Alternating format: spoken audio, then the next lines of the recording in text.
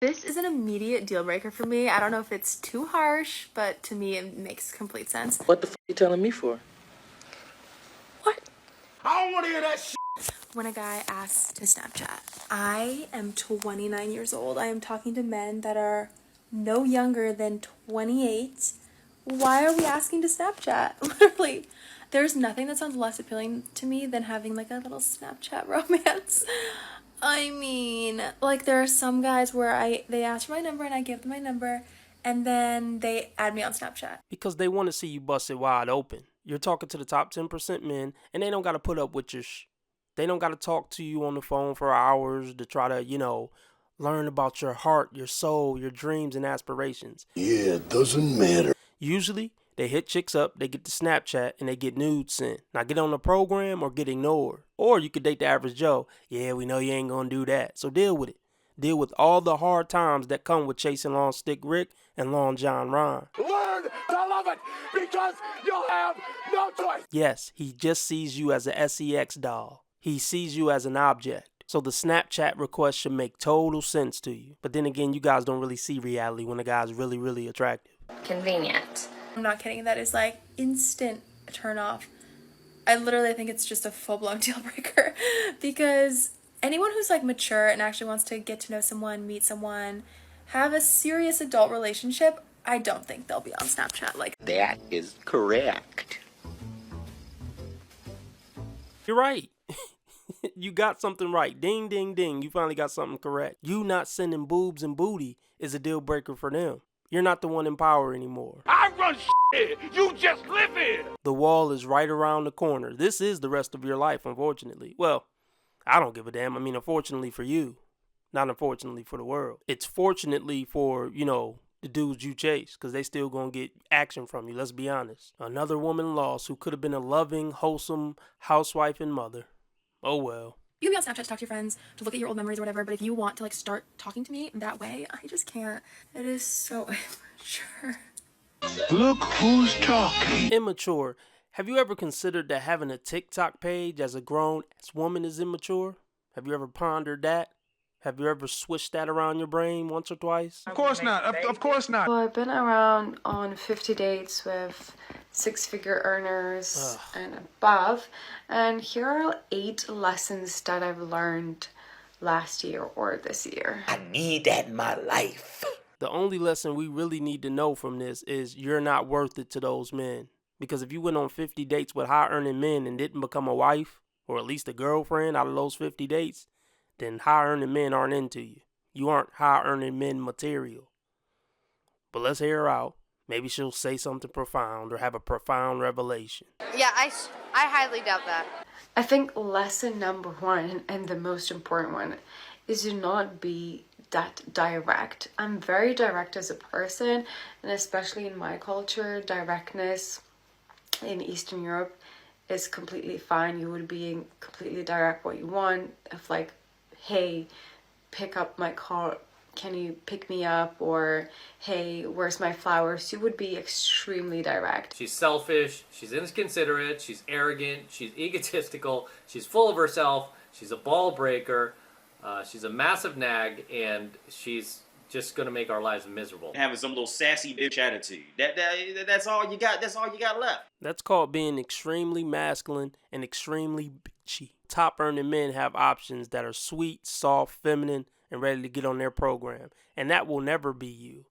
And I hope you don't end up tricking one of these dudes and screwing them over. Because whatever things you learned on these 50 dates, it's just going to make you a better trickster.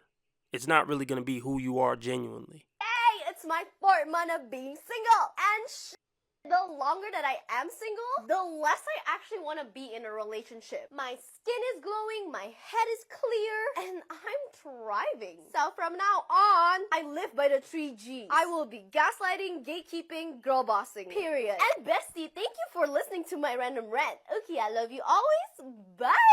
What are you, retarded? Okay, bestie, now it's time for my random rant. Just like every girl that's single, you're not actually thriving and you're lying to yourself to cope. You're just lonely and bitter and take it out on men. And what's worse is that you encourage girls to be just as toxic as you. No girl will ever find fulfillment in gaslighting, gatekeeping, and girl bossing. Instead, let's try grace, God, and maybe even gardening. Okay, thank you, bestie, for listening. I love you always. Bye. Now, all those things sounded good. Are any of you thinking, oh, this is a good one, protect her at all costs? Slow down. First, she got a TikTok. Second, she seems kind of nutty.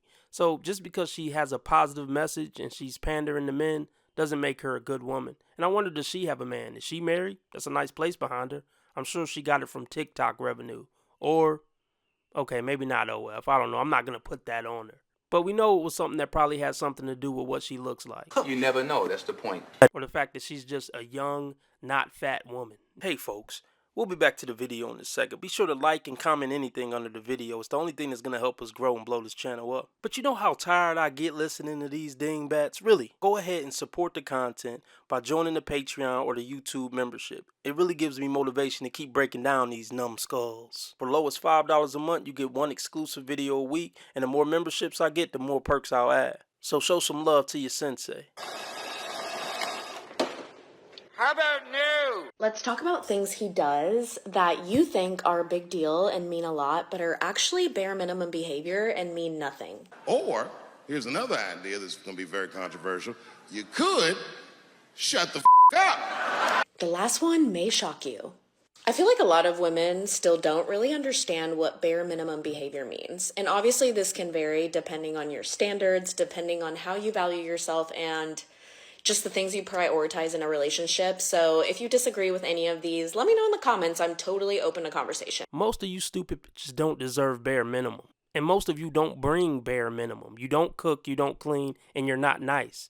That would be the bare minimum for a woman. So the nerve of women who don't even bring bare minimum complaining about guys bringing bare minimum is absolutely absurd. The best relationships are the relationships where both parties appreciate the small things. The small gestures speak the biggest volumes. But you're stupid and shallow and too dumb to know that.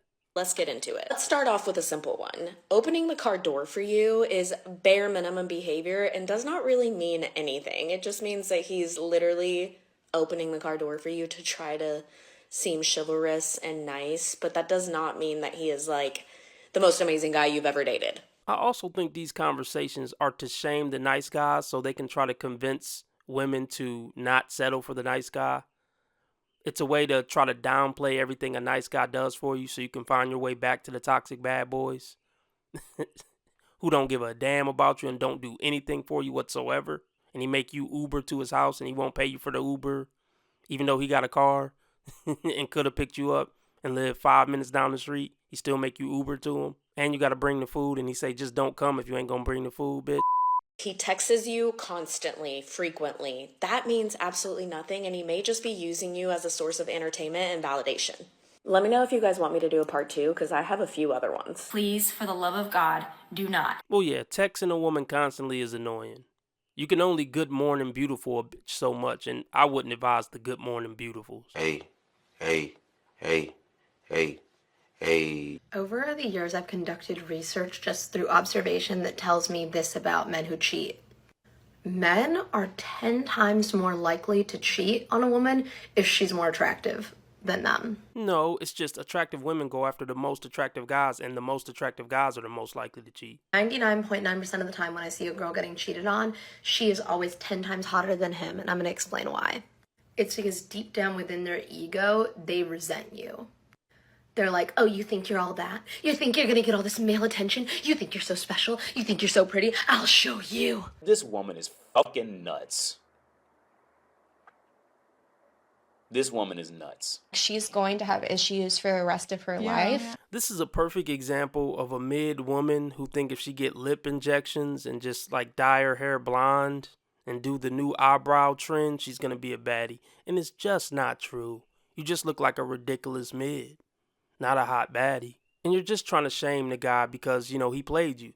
But we know most of the time women who are 9s and 10s, who are actually like really hot, don't date 6s and 7s. So this whole thing about, oh, she's 10 times hotter than him, cut it the fuck out. We don't believe you.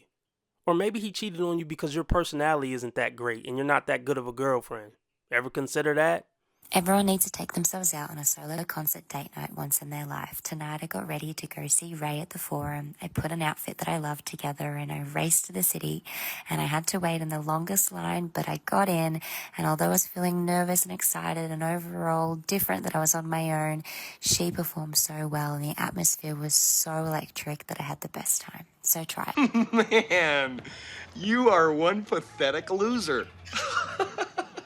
Hey, I'm not saying you can't go out and enjoy things by yourself. But for a woman to go out and do things by herself, it's kind of cringe. I mean, guys do it all the time. I mean, nobody loves us guys. So, hey, we just got to keep living life, despite the fact. But women are definitely more social creatures than men are. So when women go out by themselves and then they got to document it for social media, it just comes off as pathetic. So not only can she not keep a man, she ran off all her girlfriends too. See, there's always gonna be some real sad parts in life that's hard to accept. That wishing something was different won't make it so. You shouldn't say that about a woman. Why can't you say women are wrong when they're wrong? You want to be making moves on the street, have no attachments, allow nothing to be in your life that you cannot walk out on in 30 seconds flat. Okay, first of all, I didn't miss the red flags. I looked at them and thought, damn, that's sexy. And that's my problem.